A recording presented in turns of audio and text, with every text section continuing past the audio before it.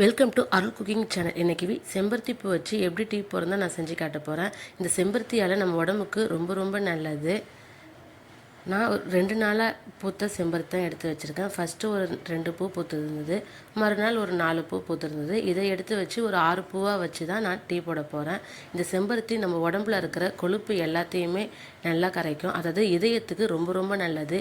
இதயத்தில் கெட்ட கொழுப்பை நல்லா கரைச்சிட்டு நல்ல கொழுப்பை இன்க்ரீஸ் பண்ணும். கல்லீரலில் இருக்கிற கொழுப்பையும் இது கரைக்கும். புற்றுநோய் வராமலும் இது தடுக்கும்.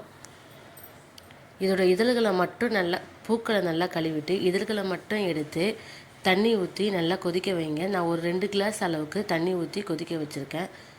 இந்த பூவோட கலர் நல்லா மாறினதும் அதை வடிகட்டி எடுத்துக்குங்க. இந்த டீ கண்டினியூவாக குடிச்சிட்டு வந்தீங்கன்னா கேன்சர் வராமல் நிறைய தடுக்கும்.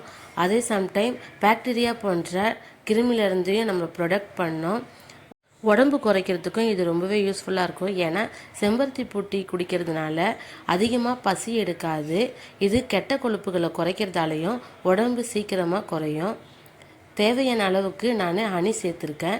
உங்களுக்கு வேண்டான்னா நீங்கள் ஸ்கிப் பண்ணிக்கோங்க. 6 செம்பருத்தி பூவுக்கு ஒரு பாதி லெமன் கரெக்டாக இருக்கும். அது ஊற்றினோடனே கலரே மாறிடுச்சு பாருங்கள். செம்பருத்தியோட கலர் வந்துடுச்சு. இந்த டீ ரொம்ப ரொம்ப நல்லாயிருக்கும். இப்போ கிளாஸில் ஊற்றிக்கலாம்.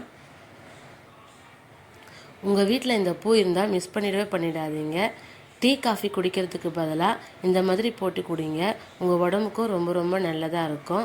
அப்புறம் இந்த செம்பருத்தி டீ நாட்டு செம்பருத்தி பூவில் தான் போடணும். ஹைப்ரிட் செம்பருத்தி பூவில் போடக்கூடாது. அருள் குக்கிங் சேனலை லைக் பண்ணுங்கள், ஷேர் பண்ணுங்கள், சப்ஸ்கிரைப் பண்ணுங்கள். தேங்க்யூ.